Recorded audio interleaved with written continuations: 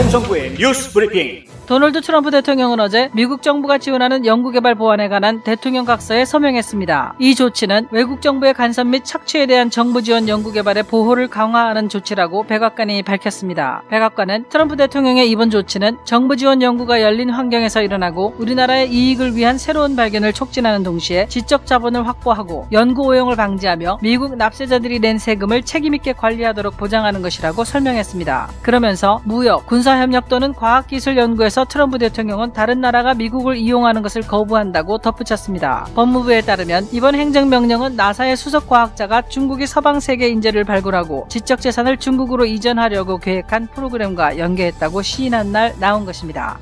연방법무부는 매사추세츠 공과대학의 강첸 교수가 송금 사기 혐의로 어제 자택에서 체포됐으며 외국은행 계좌 보고서를 제출하지 않았고 세금 신고서에 허위 진술했다고 밝혔습니다. 첸 교수는 MIT의 나노 엔지니어링 연구소 이사이자 태양열 에너지 컨벤션 센터의 이사로 근무했습니다. 그는 2013년부터 연방 보조금으로 1,900만 달러 이상을 지원받았는데 같은 기간에 중국 남부과학기술대학교로부터 1,900만 달러를 포함해 약 2,900만 달러의 외국 자금을 받았다고 법무부는 설명했습니다. 연방검사 앤드류 렐링은 첸 교수가 미국 연구비를 확보하면서 중국 정부를 위해 일하고 있었다면서 외국 연구자와 협력하는 것은 불법이 아니지만 거짓말을 하는 것은 불법이라고 말했습니다. 우익 게릴라 매체인 프로젝트 벨스타는 어제 트위터의 한 내부 고발자가 녹화한 잭 돌시 CEO의 발언을 공개했습니다. 영상에서 돌시 대표는 직원들에게 당장 한 계좌에 집중되어 있다는 것을 알고 있지만 이것은 한 계좌보다 더 커질 것이고 오늘, 이번 주, 그리고 다음 몇 주 동안만이 아니라 취임식을 지나서도 계속 더 지속될 것이라고 말했습니다. 돌시 대표는 그래서 초점은 확실히 트럼프의 계정과 그것이 실제 폭력과 어떻게 연결되는지에 있다면서 또한 이런 역학관계가 시간이 지남에 따라 어떻게 진행되는 지에 대해 더 장기적으로 생각할 필요가 있다고 말하고 자신은 이것이 곧 사라질 것이라고 믿지 않는다고 덧붙였습니다. 지난주 트위터는 트럼프 대통령이 폭력을 조장할 수 있다고 주장하면서 플랫폼에서 대통령의 계정을 영구적으로 정지시켰고 그에 대해 표현의 자유를 탄압한다는 강한 비판을 받고 있습니다. 조 바이든 대통령 당선인은 어젯밤 온라인 생중계를 통해 코로나 사태로 고통받는 가정과 기업을 위한 1조 9천억 달러 규모의 경기 부양안을 제안했습니다. 바이든은 레스큐와 리커버 등 두 단계의 프로그램을 통해 코로나 여파로부터 복구하겠다고 말했습니다. 그 첫 단계인 아메리칸 레스큐 플랜에는 지난달 결정된 600달러에 1,400달러를 더 추가해 총 2,000달러의 현금 지원을 하겠다는 것과 연방 추가 실업 수당을 오는 9월 말까지 주당 400달러로 확대하겠다는 것, 연방 최저임금을 시간당 15달러로 인상하고 차압과 강제 퇴거 중단 조치를 9월 말까지 연장하며 주 및 지방정부 지원 예산으로 3,500억 달러, 초중고교 및 고등교육 기관에 1,700억 달러, 코로나 검사에 500억 달러, 전국 백신 접종 프로그램에 200억 달러 등을 지원하고 부양자녀 1명당 세금 공제액을 3,000달러, 6살 미만은 3,600달러로 높인다는 내용을 담고 있습니다. 두 번째 단계인 리커버리 플랜은 다음 달 발표할 예정이며 여기에는 일자리 창출, 기반시설 개혁, 기후변화 대응, 인종평등 강화 등에 초점이 맞춰질 것이라고 바이든 측 고위 관료가 전했습니다. 대통령 취임식 이전에 워싱턴 DC로 가는 항공편 탑승자는 어떤 이유로든 총기를 소지할 수 없게 됩니다. 델타, 아메리칸, 유나이티드, 알래스카, 사우스웨스트, 프론티어, 스피릿 등 모든 항공사들은 총기를 소지를 금지한다고 밝혔습니다. 다만 명령에 따라 여행하는 현역 군인 및 법집행 공무원은 예외입니다. 델타 항공의 바스티안 대표는 과도하게 반응하고 싶지 않지만 이번이 선거 결과에 대한 항의가 있는 시기라고 생각한다며 트럼프 대통령이 침착과 질서를 요구하는 대국민 담화를 발표한 것에 기쁘고 그것이 도움이 되길 바란다고 말했습니다. 한편 알래스카 항공은 DC를 오가는 항공편의 모든 승객이 이착륙 후 1시간 동안 좌석에 앉아있게 하는 등 항공사별로 별도의 추가 보안 정책을 시행할 것으로 알려졌다고 USA Today가 보도했습니다. 아메리칸 항공은 마스크 착용 의무화도 중요하지만 승무원 지침을 따르는 것이 가장 중요하다고 강조했습니다. 국방부는 어제 중국군과 관련이 있는 기업 목록에 9개의 중국 기업을 추가한다고 발표했습니다. 이로써 트럼프 대통령의 행정명령에 따라 미국 국민의 직간접 투자가 금지되는 중국 기업은 총 44개로 늘어났습니다. 국방부가 새로 추가한 9개 기업에는 휴대폰 제조업체인 샤오미, 반도체 장비 제조업체인 AEC, 칩 고윈 세미컨덕터, 국영 중국 국립항공홀딩스, 항공기 제조업체인 코맥 등이 포함됐습니다. 미국 투자자는 국방부의 블랙리스트에 오른 이 회사들에 대해 올해 11월 11일까지 증권을 모두 매각해야 합니다. 또한 지난 1월 11일 발효된 행정명령에 따라서 미국 투자자들은 이 회사들의 증권 거래를 할 수 없습니다. 지난 1월 6일 발생한 의사당 난입 사건이 트럼프 대통령의 선동 때문에 발생한 것이라는 주장이 있습니다만 최근 FBI가 공개한 정보에 따르면 대통령의 발언이 있기 전부터 일부 사람들이 의사당을 공격할 의도를 보였다고 NTD 방송이 보도했습니다. FBI 워싱턴 지부의 스티븐 단투오너 부지부장은 폭력 사태를 일으킬 의도를 가지고 워싱턴 DC 지역으로 이동할 계획인 사람들에 대한 정보를 얻었다며 집회 전날 밤 메트로폴리탄 경찰국이 에리케 타리오를 체포한 것에서 확인할 수 있다고 말했습니다. 하원 탄핵 청문회에서 펜실베니아주의 스캇 페리 하원 의원은 FBI가 발견한 정보를 제시하면서 좌파 동료들이 대통령이 즉흥적으로 반란을 일으켰다고 믿게 하려는 것을 안다며 하지만 무시하고 싶어도 사실은 변하지 않는다고 말했습니다.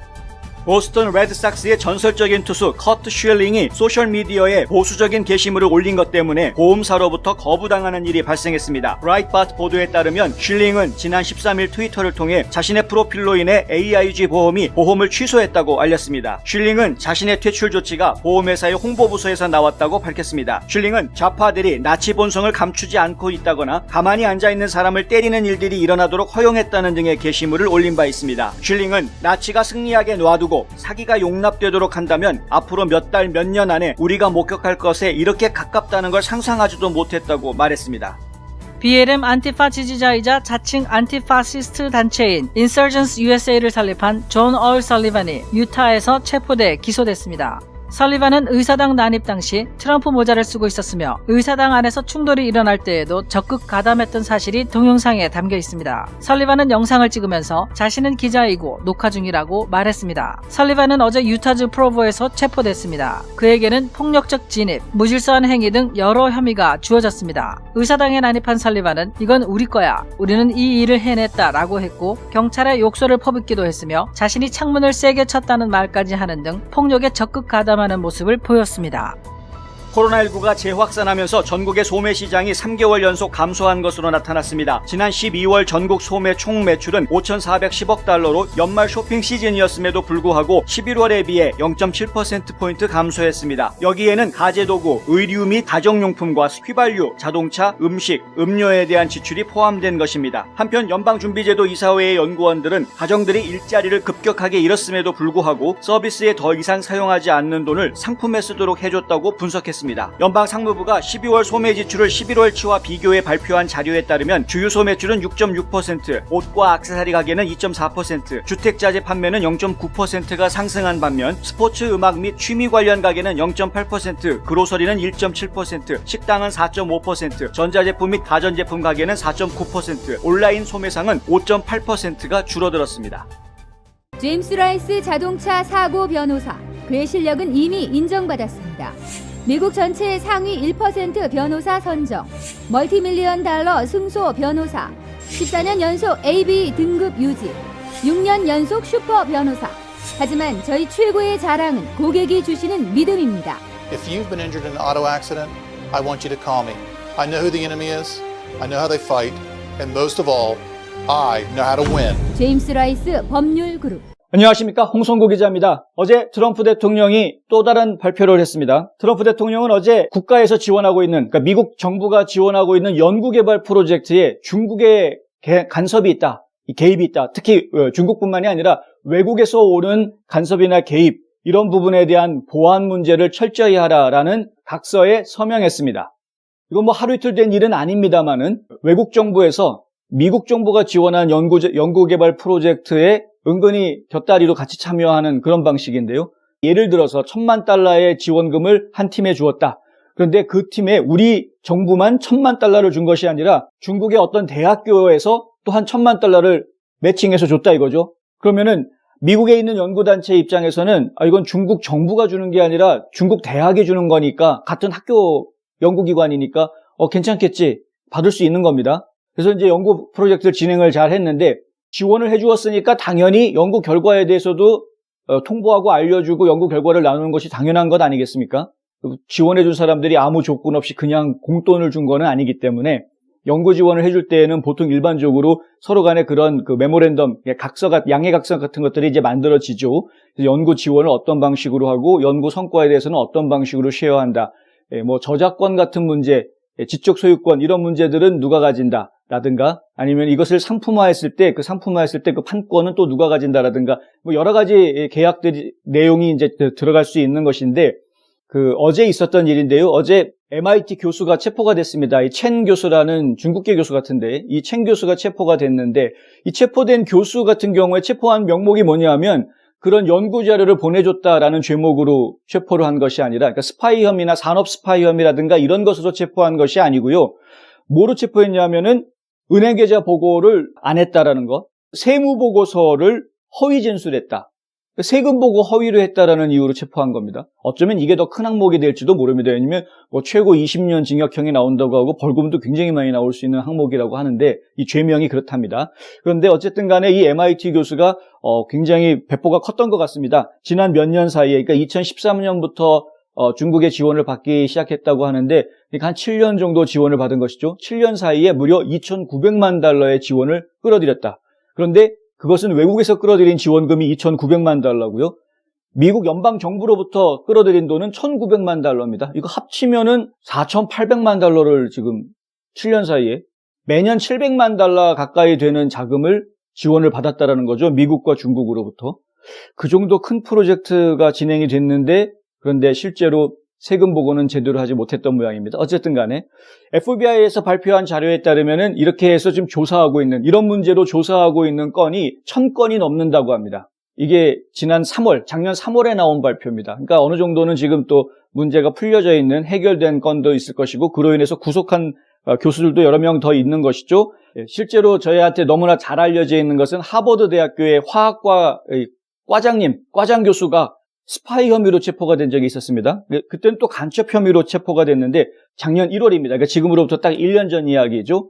근데 그 이후에도 작년 한 해 동안에 굵직굵직한 분들이 좀 체포된 사례들이 여러 가지, 뭐 캔자스에서도 체포가 됐고 텍사스에서도 그런 체포되는 사례들이 있었습니다. 이 대학 교수들이 이 연구비 지원 문제 때문에 이런 겁니다. 저희가 중국이 이 미국에 어느 정도까지 깊이 들어와 있는가 굉장히 우려해야 된다라는 보도를 계속 해드리고 있는데 이게 이제 하루 이틀 된 것이 아니다라는 거죠. 굉장히 오랜 시간 동안 저희가 영상을 보지 않았습니까? 북경대학교에 있는 한 교수가 하는 이야기를 듣지 않았습니까? 60년대부터 이미 이런 일들이 시작이 됐고 그리고 지금 월가, 그러니까 증권가를 통해서 굉장히 많은 영향력을 행사하고 있다라는 이야기였습니다. 결국은 자금력이었습니다. 핵심은. 이 대학들도 지금 굉장히 자유롭지 않다. 중국의 영향으로부터 자유롭지 않다 해서요. 얼마 전에도 이 폼페이오 국무장관이 조지아텍 기술대학, 공과대학이죠. 조지아텍에 와서 실제로 그런 강연을 하고 갔습니다. 각 대학들마다 지금 중국으로부터 지원을 받고 있는 프로젝트들이 많이 진행되고 있는 걸 알고 있는데 그런데 그런 지원을 통해서 중국 정부가 개입을 하고 중국 정부가 가지고 있는 생각들을 은연중에 전달을 해주고 그 생각들이 결국은 학생들에게까지 퍼져나가고 하는 이러한 문제들이 있다. 그리고 그 자금을 이용을 해서 우리가 연구 개발한 내용들을 은근슬쩍 빼내가는 이런 문제들이 생기고 있다라는 것이죠. 중국이 하루아침에 갑자기 항공모함을 만들 수 있는 그런 기술이 나온 것이 아니고 또 중국이 하루아침에 달나라에 탐사선을 보낼 수 있는 그런 기술이 어느 날 갑자기 뚝딱 하고 나온 것이 아니라는 겁니다. 중국인들이 물론 똑똑한 사람도 많이 있겠죠. 인구가 워낙 많고 자본력도 있으니까 당연히 그들이 직접 해낼 수도 있는 부분도 있었겠지만 하지만 이 미국이 기껏 연구해서 엄청난 자금을 투자해가지고 기술 개발해 놓은 것들을 슬쩍 가져가는 것들도 무시할 수 없다라는 것이죠. 이 미국의 입장이 지금 그런 겁니다. 그래서 중국이 지금 간섭하고 있는 부분들이 단순하게 이런 생산기지, 물류 이런 쪽에만 있는 것이 아니라 이제는 이런 대학, 연구기관까지도 심각하게 파고 들어와 있다. 이런 것이죠. 트럼프 대통령이 어제 그래서 이런 각서, 일종의 행정명령을 내린 것입니다. 행정명령 내용에 보면은 이거 미국이란 나라 자체가 자유를 중요시하는 자유민주주의 국가이다 보니까 굉장히 열려있는 연구 시스템을 가지고 있다는 것이죠. 누구나 다 돈만 있으면은 들어와가지고 지원해주고 연구하고 있는 모습들을 옆에서 쳐다볼 수 있게 해주는 이런 자유가 보장이 되더라는 거죠. 그러니까 이런 것들을 이용을 해서 오히려 거꾸로 사람들이 자본을 집어넣으면서 그러면서 그 안에서 나오는 가치 있는 것들을 은근슬쩍 빼내가려고 하는 이런 부분들이 있다. 이러한 노력들은 중국이 서방세계, 미국뿐만이 아니라 서방세계 전역에 걸쳐서 인재들을 키워내고 또 중국에서 인재들을 보내죠. 그 연구개발 프로젝트 계약 내용 중에 MOU 하는 내용 중에 보면 이런 부분들이 있습니다. 그러니까 연구팀에다가 우리가 $10,000만 달러를 지원해 줄 테니 대신에 우리 학교 측에서 보내주는 연구원 학생들을 같이 연구에 참여할 수 있게 해주세요. 뭐 이런 식으로 조건들을 넣는 거거든요. 그럼 학교 측에서는 본교 출신의 연구진들이 그럼 미국의 아주 유명한 연구소에서 일을 하고 또 연구 프로젝트를 성사시켜서 아주 좋은 프로필을 갖출 수 있게 하는 국제 경쟁력이 있는 연구원으로 키워낼 수 있는 거니까 당연히 영광스러운 일이다. 투자할 수 있다. 이렇게 생각하는 겁니다. 그런데 이런 것들을 이 순수하게 순진한 거죠. 순진하게 미국 사람들이 생각해서 봤을 때에는 당연히 학자로서 그렇게 할 수 있는 것이고 학교 입장에서는 당연히 그렇게 할 수 있는 것이다. 이렇게 생각하고 받아들이는 것인데 그런데 이 중국 공산당이라는 건 그렇지가 않다는 것이죠. 모든 기업들한테 중국 정부가 자료 내놔. 그러면은 자료를 내줄 수밖에 없는 게 이게 중국 공산당이라는 말입니다. 마찬가지로 모든 학계도 다 마찬가지 상황인 것입니다. 중국 공산당이 와서 학교에 와가지고 너 연구 실적 내놔. 그럼 이거 가져갈 수 있는 거 이게 중국 공산당의 힘이거든요. 그게 중국 공산당 일당 독재 체제의 시스템에 일어나는 일이라는 것이죠. 그런 것을 이해하고 있다면 학교가 접근해 오던 기업이 접근해 오던 그 뒤에 중국 공산당이 있다라는 것을 생각을 해야 된다. 이런 것입니다. 지금 국제사회 질서가 점점 과거의 냉전 시대로 돌아가고 있는 분위기다라는 말씀을 전에도 드렸는데 이게 그냥 하는 소리가 아니라 실제로 그런 것입니다. 구소련이 붕괴한 이후에 러시아는 지금 다시 과거의 영광을 갖기 위해서 서서히 올라오는 그 오랜 고난의 시간을 지금 보내고 있는 것이고요. 중국에서는 이미 자본주의의 장점들을 받아들였는데 마치 이것이 우리가 지금 생각하는 자유민주주의, 자본주의 시스템을 받아들인 것이 아니라 이 공산체제 안에서 장사하는 법을 배운 겁니다. 공산체제 안에서 장사를 하는 것뿐이라는 것이죠. 지금 북한에서 열리고 있는 장마당 같은 것들도 우리가 자본주의가 적용이 되고 있는 모습이라고 생각하면 큰 착각인 것이죠. 그런 게 아닙니다. 체제는 공산주의 체제이고 그 안에서 그냥 장사하는 법을 배운 것이다.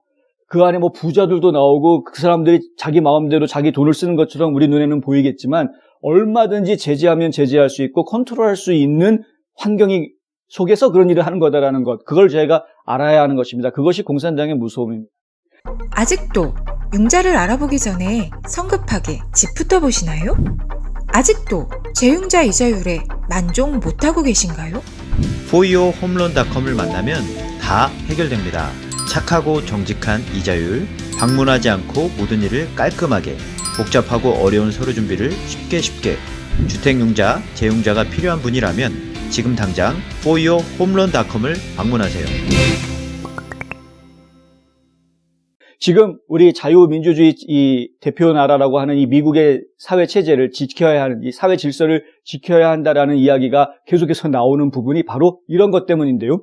지금 진보 진영에서 보여주고 있는 모습들, 과거에는 저희가 극좌라고 표현을 했던 far left라고 이야기했던 이 극좌라고 이야기했던 사람들이 보여줬던 모습이 사회주의 성향을 너무 강하게 가지고 있다. 이것은 굉장히 위험하다. 자유민주주의 질서를 해치는 영향을 줄 수 있다. 이런 주장들을 계속 해오지 않았습니까?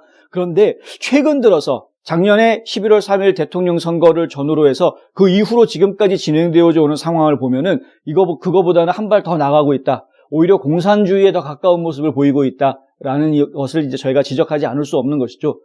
물론 그들이 공산당이라고 이야기하지는 않습니다. 그리고 지금 우리가 이야기하는 북한이나 중국처럼 일당 체제는 아닙니다. 일당 독재 체제가 아니기 때문에 중국의 공산당, 그리고 북한의 노동당 이런 것들과 지금 미국에 있는 민주당을 직접 비교하는 것은 이거는 말이 안 되는 얘기죠. 그렇게 비교하면 안 되죠. 그런데 비슷해져 가고 있다는 겁니다. 이들의 말이 점점점. 예. 이걸 저희가 주의해야 된다는 겁니다. 일당 체제 그리고 중국의 공산당이나 북한의 노동당이 그러니까 위험하다라고 이야기하는 이유가 뭡니까? 자유를 파손하기 때문이거든요. 그 개인이 가지고 있는 자유. 기본적으로 이 전통적인 보수 정권들은 개인의 자유를 굉장히 중요하게 생각합니다. 이 자유라는 것을 지키기 위해서 그리고 자유라는 것을 얻기 위해서 수많은 사람들이 목숨을 버려왔고 수많은 사람들이 자기 신조를 위해서 모든 것을 바쳐왔던 이 과거의 역사를 지금 보고 있는 것이죠. 이 자유라는 것은 그렇게 쉽게 얻어지는 것이 아닙니다. 그리고 인류 역사를 놓고 이야기했을 때 지금 미국에서 우리가 누리고 있는 이러한 자유는 미국이란 나라가 생기고 난 이후에 불과 200여 년 동안 누려온 자유라는 것을 우리가 알아야 합니다. 그 이전에는 이런 자유가 없었습니다. 전부 다 신분 세계였고 신분 질서를 가지고 있는 그런 사회 체제에 있었죠. 예. 흔히들 봉건국가라고 이야기하는 왕이 있고 귀족이 있고 천민이 있고 예. 그 노비가 있는 이런 사회 구조를 가지고 있지 않았습니까? 미국이란 땅도 사실 그런 구조를 가지고 있었죠. 이렇게 이야기하고 보니까 노예 해방이 있었던 시점으로 다시 되돌아 올라가야 되니 뭐 200년도 아니네요. 지금 미국 국민들이 지금 누리고 있는 이러한 자유라는 것은 사실은 따지고 보면은 100년도 되지 않는 것이라고 얘기할 수밖에 없겠습니다. 왜냐하면 이 흑인들이 노예 해방된 이후에도 제대로 된 참정권을 갖지 못해서 결국에는 계속해서 차별당하고 소외당해 오다가 결국은 마틴 루터 킹 목사 시절에 와가지고서야 이 참정권을 제대로 인정을 받게 되지 않습니까? 그것이 바로 1960년대 이야기입니다. 그러니까 결국에 따지고 보면은 이제 한 60년 정도밖에 되지 않은 것이죠. 지금 아시안계 이민자로서 자유롭게 이렇게 미국에 와서 국회에 진출도 할 수 있고 자유롭게 미국에 와서 사업을 할 수 있고 이렇게 된 게 불과 60년밖에 안 된다라는 것이죠. 그런데 그런 자유를 지금 우리가 알게 모르게 잠식당하고 있다. 점점 빼앗겨갈 위기에 지금 처해져 있다라는 겁니다. 그래서 이 시점에서 우리가 좀 깨어나야 할 필요가 있다. 이런 자유를 빼앗아가려고 하는 가장 큰 세력이 물론 뭐 여러 세력들이 있는데 미국 내부적으로 봤을 때에는 지금 이 극좌라고 저희가 그동안 이야기해왔던 사회주의 성향이 아주 강한 그런 세력들을 저희가 조심해야 되는 것이고 경계해야 되는 것이지만은 미국 밖으로 이야기하면은 그러면 이제 중국이라든가 북한이라든가 러시아라든가 이런 공산주의 시스템을 가지고 있는 그리고 공산주의 사고를 가지고 있는 이런 국가들 저희가 조심해야 하는 것이죠. 이런 공산화의 위험성 이런 것들을 저희가 염두에 둔다고 하면은 저희가 작년 말에 있었던 선거 부조리, 이 부정선거에 대한 문제를 결단코 저희가 그냥 놓쳐서는 안 된다. 이걸 끝까지 잡고 물고 늘어져서라도 어떻게 해서든 간에 이 문제를 해결을 해놓고 가야지 그래야 우리가 민주주의 시스템을 유지할 수 있겠다라는 점을 다시 한번 말씀드릴 수밖에 없습니다. 자, 이 선거 시스템을 잃어버리면 민주주의 시스템 잃어버리는 것이다라는 거 여러분 기억하셔야 됩니다. 북한, 중국 투표 안 합니까? 그들도 투표합니다. 북한 같은 경우에 주민 투표 안 합니까? 주민 투표합니다. 투표율이 전 세계에서 가장 높습니다. 99%입니다. 투표율이. 모든 국민들이 다 나와서 투표합니다. 당선 어떻게 됩니까? 99% 당선됩니다. 무슨 얘기인지 아시죠? 미국에서도 그런 일이 벌어지면 안 되지 않겠습니까? 이 미국이라는 나라에서 그런 일이 벌어질 수는 없겠죠. 뭐 혹자들은 선거율이 낮은 것이 국민들이 정치에 대한 관심이 없는 것이 이것이 문제다 이런 이야기들을 하시지만은 근데 그만큼 정치라는 것에 관심을 가지지 않아도 살 만큼 시스템이 되어져 있는 것이 이 나라 아닙니까? 그런데 그러한 이제는 모든 국민들이 신경을 안 쓰면 안 되는 그런 상황으로 점점 가고 있는 것이죠. 그리고 지금 너무 한쪽으로 기울어져가는 특히 이 정치 같은 경우에는 워싱턴 정가는 이제 너무 한쪽으로 좀 기울어져가는 이걸 그냥 내버려 두었다가는 보수 정치인들은 이제 다 축출당하는 진보 정치인들한테 무릎을 꿇거나 무슨 화해 제스처를 보내지 않고서는 보수 성향의 색채를 계속 유지했다가는 축출당할 수밖에 없는 이런 상황이 점점 다가오고 있다. 그 전에 보수 정권 이전에 이제 물론 트럼피즘 그러니까 트럼프 대통령을 지지하는 세력들부터 먼저 숙청 대상이 지금 되어져 있는 감히 제가 이제 숙청이라는 단어를 입에 올릴 수 있을 정도의 상황이 지금 되어가고 있는 것 아니냐. 염려스러운 부분이다. 중국이 이제 대학 연구기관들에 침입해 들어와서 자본력을 이용해서 연구 결과들을 가져가는 이런 문제들을 이야기하다 보니까 제가 지금 여기까지 오게 됐는데 하여튼 저희가 지금 살면서 그동안에는 신경을 못 썼다고 하더라도 앞으로는 좀 더 신경을 써야 될 부분인 것 같다. 특별히 중국의 외세 개입 이거 굉장히 제가 민감하게 생각을 해야 될 부분인 것 같다. 단순하게 이 사람들이 와가지고 뭐 선거를 교란시키고 도미니언 개표기에다가 뭐 온라인으로 그 개표기를 조작을 하고 이런 문제가 아니라 이미 우리 생활 깊숙이 자본력을 이용해서 혹은 어떤 인맥 관계를 통해서 우리 생활 깊숙이 들어와 있는 그런 상황이다. 뭐 국회의원들한테 여자 스파이 보내가지고 접근하고 이 시장들한테 접근해가지고 마치 애인인 양 활동하게 만들고 그러면서 정보를 다 빼내갔던 이런 상황이 이런 스파이전들이 지금 벌어지고 있었다라는 이게 하루 이틀 된 얘기가 아니라 이미 2000년대 초부터 그런 활동들이 있었다라는 거 아닙니까? 말랑말랑한 미국의 행정부가 그동안에 굉장히 뻥뻥 뚫렸던 것이죠. 본인들도 좀 모르고 그나마 지금 트럼프 행정부에서 이런 것들을 발견을 하고 이런 점에 대해서 강경한 조치들을 지금 만들어 놓은 것이고요. 한 가지 다행스러운 거는 바이든 행정부에서도 중국에 대해서는 좀 강경한 기조를 이어갈 것이다라는 예측들이 계속 나오고 있어서 그나마 다행스럽긴 합니다만 이 미국이라는 나라가 가지고 있는 자유민주주의의 질서를 계속해서 지켜나가기 위해서는 이 외세의 개입, 특히 공산국가들의 개입에 대해서 저희가 좀 특별히 신경을 써야 되겠다. 그들이 돈을 가지고 움직인다고 해서 결코 자본주의적인 생각을 가지고 있는 것이 아니고 그들이 자유롭게 움직이는 것으로 보인다고 해서 결코 그들이 자유를 인정해주는 사람들이 아니다라는 것을 우리가 알아야 하겠다는 것입니다. 이와 관련해서 국방부가 중국 군과 관련되어져 있는 중국 기업들 리스트를 좀 더 추가했습니다. 어제 나온 건데요. 제가 어제 보도해드릴 때에는 35개 기업으로 늘어났다라고 보도를 해드렸는데 어제 또 다른 발표가 나와서요. 9개 기업이 더 추가가 됐습니다. 이렇게 되면 모두 44개의 중국 기업들에는 미국인들이 투자할 수 없는, 직접적으로도 할 수 없고 간접적으로도 할 수 없는 것이고요. 이 44개의 중국 기업에 투자한 주식은 거래가 일단 지금 현재 할 수가 없습니다. 1월 11일자로 이미 거래가 중지되어 있기 때문에 거래를 할 수가 없고요. 매각만 하실 수 있습니다. 11월 11일까지 매각할 수 있습니다. 그러니까 지금 만약에 중국 기업들의 이 투자를 하셨다거나 혹은 뮤추얼 펀드 같은 걸 통해서 간접적으로 투자가 되어 있는 분들이라고 한다면 에이전트들한테 지금 문의하셔서 그런 것들을 확인하시고 11월 11일까지는 무조건 다 매각하셔야 한다는 것 기억하셔야 합니다. 44개 회사의 리스트가 궁금하신 분들은 저희 뉴스앤포스트 웹사이트에 기사 내용 속에 저희 리스트를 공개해 놓았습니다. 참고하시기 바랍니다. 화장품 백화점 미쓰 화장품 인터넷 주문도 가능합니다. 고객의 꿈을 실현하는 은행 메트로시티은행. 감기 환자를 위한 출입구 따로 있습니다. 김시현 내과. 지금의 미국 사회를 놓고 이야기하자라고 이야기하면 저희가 가장 우려하는 부분이 바로 파시즘이다라고 말씀드릴 수 있겠습니다. 지금 완전히 극과 극으로 나뉘어져 있죠. 왼쪽과 오른쪽이 완전히 나뉘어져 있는 그런 상황입니다. 그런데 왼쪽은 분명히 하나로 똘똘 뭉쳐져 있는 것이 확실해 보이고 단지 이제 오른쪽은 약간 좀 이상해 보이는 모습이 있습니다. 뭐냐 하면은 트럼프주의, 트럼피즘이라고 이야기하죠. 트럼프주의자들과 그다음에 공화당원들, 리퍼블리컨스, 이 둘이 서로가 지금 약간 삐딱한 관계를 가지고 있는 이런 상황입니다. 둘 다 오른쪽에 있는 거는 맞습니다만은 이 사람들이 보수다, 누가 보수를 대변하느냐라고 이야기하기가 참 어려운. 그러니까 트럼프주의자들은 트럼프 대통령이야말로 보수주의를 대변하는 가장 대표적인 인물이다. 이렇게 이제 이야기를 하는 것이고, 이 공화당원들 입장에서 봤을 때는 그렇지 않다라고 이야기하는 것이죠. 왜냐하면 이 공화당원들 입장에서도 트럼프 대통령이 어찌 보면은 약간 파시스트적인 역할을 하고 있다. 그런 모습이 좀 보인다라고 이야기하는 사람들이 있는 것입니다. 저희가 이야기할 때 파시스트의 시작은 사실은 극우, 그러니까 이제 우파가 너무 극우가 되면서 파시즘이 나오는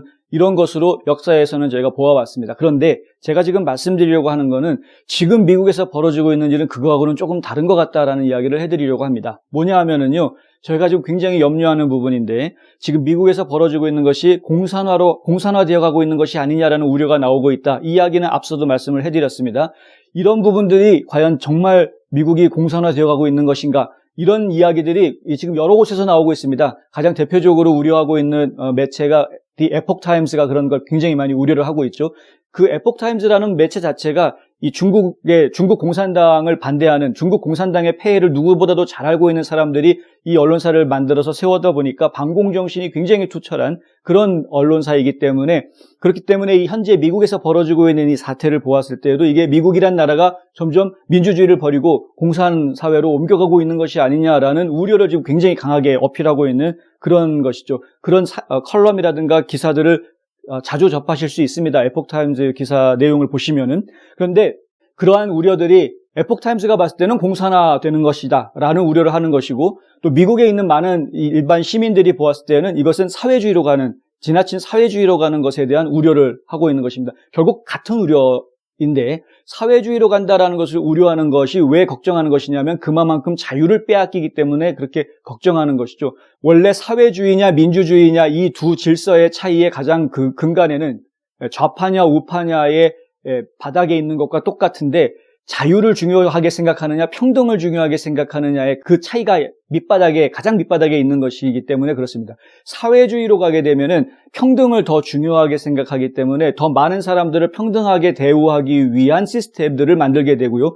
그렇게 하다 보면 일정 부분 사람들의 자유를 속박할 수밖에 없는 그런 환경들이 나오는 것이죠. 세금도 더 많이 가져가야 되는 것이고, 왜냐하면 더 많은 사람들한테 나눠줘야 되니까 부의 재분배라는 것을 정부가 맡아서 하려고 하기 때문에 사회주의 질서로 가게 되면은 그런 현상들이 좀 나타나게 되는 것이죠. 반면에 이제 자유민주주의 체제라는 것은 자유라는 것을 굉장히 중요하게 생각을 하기 때문에 이 자유 경쟁을 이야기하게 되죠. 그러니까 자유 경쟁이라는 것을 이야기하게 되면은 그러면은 경쟁력이 강한 사람들이 계속 살아남고 경쟁력이 약한 사람들은 사회에서 도태당하는, 소외당하는 이런 문제들이 이제 발생을 한다. 이런 지적을 또 받기도 합니다.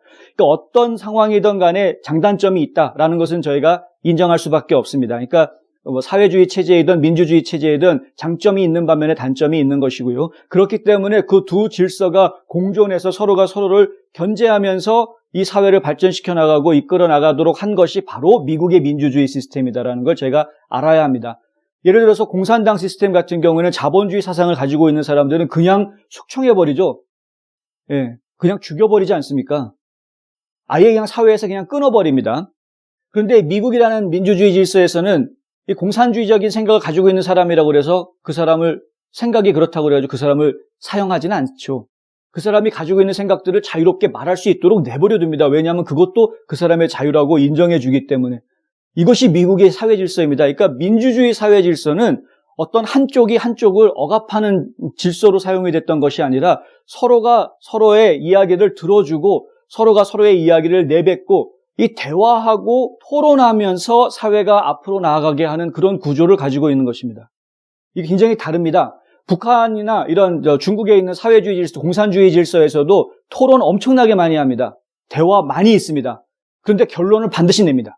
오픈 결론 이런 거 없습니다. 열린 결말 이런 거 없습니다. 그러니까 무조건 결론을 냅니다. 그리고 결론이 나면 그러면은 그 회의에 참여한 모든 사람들은 그 결론에 다 따라가야 되는 거죠. 이게 공산당 시스템, 지금 독재 체제 시스템에서는 이런 식으로 지금 사회를 이끌어 나가고 있는 것입니다. 거기에 반대하는 사람이 나오면 반동 분자가 되는 것이고 숙청 대상이 되는 것이죠. 그게 독재 체제의 현실이 되는 것입니다. 이거 우리가 잘 알아야 되는데 그에 비추어서 지금 우리가 누리고 있는 자유라는 거는 상대방하고 다른 생각을 얼마든지 편하게 떳떳하게 이야기하고도 멀쩡한 어느 누구도 제재하지 않는 이런 자유를 누려왔던 것이죠. 그러니까 표현의 자유, 수정헌법 제1조에서 제일 먼저 보장해 주는 것 아닙니까?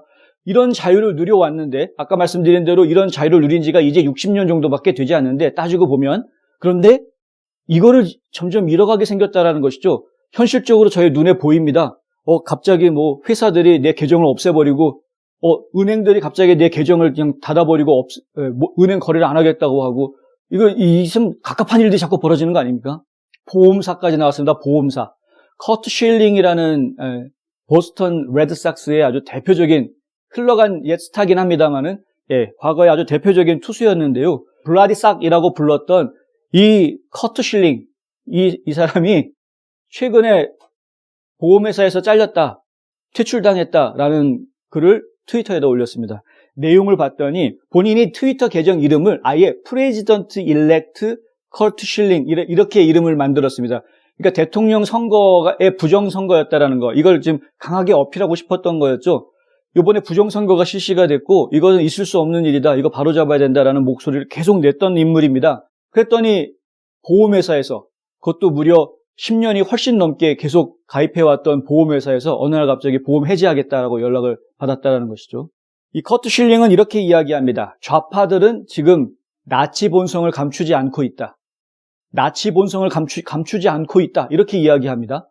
자, 아까 제가 처음에 말씀드릴 때 원래 이 파시즘이라는 거는 우파가 극하게 우쪽으로 갔을 때, 극우로 갔을 때 생길 수 있는 현상이 파시즘이다. 우리 역사에서는 그렇게 보아왔다라고 말씀을 드렸는데, 근데 지금 이 커트 쉴링이 이야기하는 건 좌파가 지금 나치 같은 행동을 하고 있다, 이렇게 얘기를 하고 있는 것이죠. 무슨 얘기냐면은 좌파도 파시스트가 될 수 있다, 이야기를 하고 있는 것입니다. 그런데 지금 미국에서 벌어지고 있는 일이 정말 이 말에 공감할 수밖에 없는 일들이 지금 벌어지고 있습니다. 어떻게 수만 명의 계정을 그렇게 다 내몰 수 있느냐. 제가 감히 숙청이라는 단어를 쓰는데 이런 거야말로 숙청 아닙니까? 숙청. 나간다 안 나간다를 본인이 선택하게 하는 게 아니라 강제로 그냥 잘라버리는, 정지시켜버리는, 입을 막아버리는 표현의 자유가 있는 이 미국에서 참 위험한 것이죠. 이렇게 되면 결론적으로 말씀드리면 결국에는 이 좌파도 파시스트가 될 수 있다. 그런데 잘 생각해 보십시오. 지금 공산당들은 결국 파시스트들 아닙니까? 따지고 보면 본인들 생각과 다른 사람들은 다 숙청하고 그리고 어떤 토론을 벌리는 것까지는 좋은데 한 가지 결론에 도달을 하면 무조건 다 따라야 되고 거기에 따르지 않는 사람들은 다 제거하고 이런 식으로 지금 나라를 운영해 나가고 있는, 사회를 다스리고 있는 이런 시스템들이 결국은 파시스트들인 거죠. 지금 미국이란 나라가 자칫하면 이런 파시스트들이 이끌어가는 나라가 될 수 있는 이런 위기에 처해져 있다. 이런 점들을 저희가 좀 무시할 수가 없다. 외국에서는 이 어떻게 해서든 우리나라가 가지고 있는 보물들을 다 훔쳐가려고 이리저리 끼어들어오고 또 이 국내에서는 선거를 훔쳐가면서 선거 결과를 훔쳐가면서 어떻게 해서든 정권을 잡으려는 사람들이 설쳐되고 있는 안으로나 밖으로나 다 힘들고 어려운 그런 상황을 지금 미국이 지내고 있다. 결국은 국민들이 깨어나서 지금 이 상황들을 정신 바짝 차리고 지켜보고 우리 스스로를 지켜나가야 되는 이런 상황에 저희가 지금 직면해 있는 것입니다. 경험과 실적이 증명하는 김효지 부동산 전문인. 학자금과 대학 입시 상담은 AGM 인스티튜트. 불타는 곱창이 해서 정말 맛있는 불타는 해물찜. 많은 분들이 이제 민주당이 다시 정권을 잡았네. 뭐 그래봤자 예전에 오바마 시절로 돌아가는 거지 뭐 라고 생각하시는 분들이 아마 많으실 텐데요. 제가 분명하게 말씀드리는데 바이든 행정부는 오바마 행정부로 되돌아가는 것하고는 다를 것이다 라는 이야기를 드립니다. 다를 수밖에 없는 이유가 몇 가지 있습니다. 그런데 그중에 가장 중요한 이유가 우리가 그 속에 감추어져 있었던 여러 가지 몰랐던 이야기들을 지금 다 알게 됐다는 것. 이것이 굉장히 큰 이유입니다. 예전에는 몰랐기 때문에 안 보였기 때문에 그들만의 리그에서 벌어지는 일들을 일반 국민들이 모르고 지나갔습니다. 모르고 지나갔으니까 거기에 대한 불만이 나올 수도 없고 그것에 대한 문제 제기조차 할 수가 없었죠. 몰랐기 때문에. 그런데 지금은 알고 있다는 거죠. 어떤 문제들이 있고 중국이 어떤 식으로 깊숙이 미국 안에 들어와 있고 그리고 이 중국과 이 미국의 정치인들이 어떤 식으로 유대관계를 가지고 있고 이런 것들을 지금은 다 알게 됐다는 겁니다. 굉장히 많은 미국인들이 이러한 사실들에 대해서 눈을 뜨게 됐다. 아니까 과거에 모를 때와는 달리 한마디 할 수 있게 되는 거죠. 이거 이런 건데 이러면 안 되는데 이러고 있네 이런 말들이 계속 나올 수 있게 되는 겁니다. 그래서 지난 오바마 행정부와 바이든 행정부는 다를 수밖에 없다. 또 한 가지 다를 수밖에 없는 이유가 부정선거 문제입니다. 부정선거가 있다는 걸 국민들이 지금 다 알고 있죠. 제가 볼 때는 최소한 50%의 국민들은 알고 있습니다. 그런데 부정선거가 있다는 것을 알고 있는 국민들은 선거를 믿을 수 없는 굉장한 괴로움 속에 빠져 있는 겁니다. 지금 어떻게 이 문제를 대처해야 되고 뚫고 나가야 하는지에 대해서 알 수 없는 이런 상황 속인데 지난번 방송에서 말씀드린 것처럼 그렇다면은 이런 문제점을 공유하고 있는 문제의식을 공유하고 있는 사람들이 결국은 결집해야 되는 일이 생길 것이고 그 결집의 구심체는 결국에는 트럼프 진영이 될 것인데 이 트럼프 진영으로 결집한 이 보수 세력들이 이 문제를 해결해 나가려고 이 문제를 어떻게 해서든 정상화하기 위해서 하는 노력들이 결국에는 이 나라 안에서 미국 안에서 계속해서 충돌과 자극들을 만들어낼 것이다 라는 것이죠. 그렇기 때문에 과거 오바마 행정부 시절과 지금 바이든 행정부 시절은 또 다른 큰 차이가 있을 것이다. 그리고 또 한 가지 우려가 되는 부분이 오바마 행정부 시절에는 저희가 자유를 구속당한다는 느낌을 사실 많이 못 받았습니다. 많은 분들이 그 부분을 인정하실 겁니다. 어떤 문제가 속에서 있었는지, 속이 썩고 있는지 어떤지 우리는 알지 못하지만 오바마 행정부 시절에 그래도 먹고 살 놈들은 잘 먹고 살았고 부자들 더 부자 되고 가난한 사람 더 가난해지는 경우가 있기는 했지만 그럼에도 불구하고 내 자유를 구속당했다라는 느낌까지 받아본 적은 없다. 그런데 앞으로는 과연 그럴까? 거기에 대해서는 상당한 우려가 있다는 것이죠. 앞서 파시즘을 말씀해 드렸는데 그와 같은 우려가 있는 것입니다. 당장 내가 말 한마디 잘못하면 소셜 네트워크에서 쫓겨나야 되고 다른 사람들과 소통할 수 있는 기회를 그만큼 잃어버리게 되고 내가 한마디 옳은 소리 한마디 내뱉으면 그러면 당장 내가 거래하던 은행이 내가 거래하던 보험회사가 내 계정을 끊어버리고 이런 문제들이 생긴다는 겁니다. 현실적으로 나한테 족쇄를 채우는 내 몸에다가 족쇄를 직접 달지 않을 뿐이지 실제로 내 활동을 자유롭지 못하게 만드는 그런 자유를 억압하는 일들이 현실 속에서 벌어진다. 정부가 하는 게 아니라 기업들이 그런 활동을 한다는 겁니다. 그런데 기업들이 그런 짓을 함에도 불구하고 우리 국민들이 속수무책으로 당할 수밖에 없는 게 뭡니까? 지금 정치인들과 법원들이 자기 구실을 제대로 못하고 있기 때문 아닙니까? 이 일들을 좀 앞으로 계속해서 겪어나갈 수도 있다. 최근에 그 프로젝트 베리타스에서 폭로한 비디오가 있죠. 이 영상을 보면은 트위터의 사장인 잭 돌시가 하는 이야기가 폭로가 됐습니다. 잭 돌시가 하는 이야기가 뭡니까? 트럼프 계정 하나가 아니다. 더 많아지게 될 거다. 상대해야 될 계정들이. 그리고 이거 하루 이틀 만에 끝날 일이 아니다. 더 길어질 것이다. 더 많은 사람을 통제하고 더 오랜 시간 통제할 것이다라고 아예 대놓고 직원들한테 이야기를 합니다. 그것에 대비하라 라는 것이죠. 직원들한테. 그게 트위터만 그렇겠습니까? 지난번 보도에서도 지적해 드렸는데 미셸 오바마 전 영부인이 성명서를 냅니다. 1월 6일 날. 그 성명서 내용이 나오고 나서 그 뒤에 바로 트위터, 페이스북이 움직입니다. 트럼프 대통령 계정을 임시 중단시키죠. 12시간, 24시간 임시 중단 발표를 합니다. 그런데 그리고 나서 곧바로 영구 중단 조치로 넘어갑니다. 오바마 대통령 시절에는 이런 일은 없었습니다. 그런데 지금은 일어나고 있습니다. 과거의 오바마 시절로 돌아가는 거 정도 거야. 뭐 그게 무슨 뭐 대통령 바뀐다고 뭐 별 문제 있겠어? 이렇게 생각하시는 분들이 있다면 지금 당장 정신 똑바로 차리시기 바랍니다. 과거와 다른 모습을 보게 될 것이고 과거와 다른 미래를 경험하게 될 것이기 때문에 저희가 정말 긴장하고 있어야 한다. 여기에 대비하고 있어야 한다라는 말씀을 드리는 것이죠. 너무 겁주는 거 아니냐 이렇게 얘기하시는 분 계실 수 있는데요. 이런 일들을 겪는 피해자들이 없는데 먼저 제 머릿속에서 상상해가지고 음모론을 퍼뜨리듯이 얘기하는 것이 아니라 실제로 우리 주변에 이런 피해자들이 나오고 있다라는 것을 이야기하고 있는 것이죠. 어떤 여성은 본인 남편이 아주 대표적인 보수주의자라는 이유 때문에 길거리에서 안티파한테 공격을 당했습니다. 최근의 일입니다. 좀 전에 말씀드렸던 보스턴 레드삭스의 이 전설적인 투수는 보험사에서 축출을 당했죠. 트럼프 대통령뿐만이 아니라 주변의 선거 캠프를 비롯해서 주변의 여러 사람들이 은행 부자가 동결되는 그런 일들을 겪어야 했고 트럼프 대통령을 지지했던 상원의원들, 기업들이 후원 더 이상 안 하겠다, 후원 끊겠다라는 연락들을 해옵니다. 과거와는 지금 상황이 다릅니다. 전에도 그 취소 문화, 캔슬 컬처에 대해서 얘기를 해드렸는데 완전히 지금 다 왕따시키는, 좋은 말로 왕따인 겁니다. 지금 수준이 이 정도 수준이면은 이게 왕따 수준이 아니라 그냥 숙청이다라고 이야기할 수 있는 그런 것이죠. 자, 이런 혼란스러운 상황 속에서 여러분들한테 제가 꼭 기억하셔라라고 강조하고 싶은 부분이 하나 있습니다. 뭐냐면은요. 지금 좌파 진영에서 벌이고 있는 작전들 중에 특히 좌파 언론사들이 벌이고 있는 작전 중에 굉장히 중요하고 집요하게 계속하고 있는 작전이 바로 이간질이라는 것 기억해달라라는 이야기를 드리는 겁니다. 혹시 뭐 아시는지 모르겠는데요. 전투경찰로 근무해봤던 분들이면 이게 무슨 얘기인지 알 겁니다. 데모를 하고 있는 시위대가 앞에 있으면 이 데모하고 있는 시위대를 어떻게 진압하는가, 경찰관들이.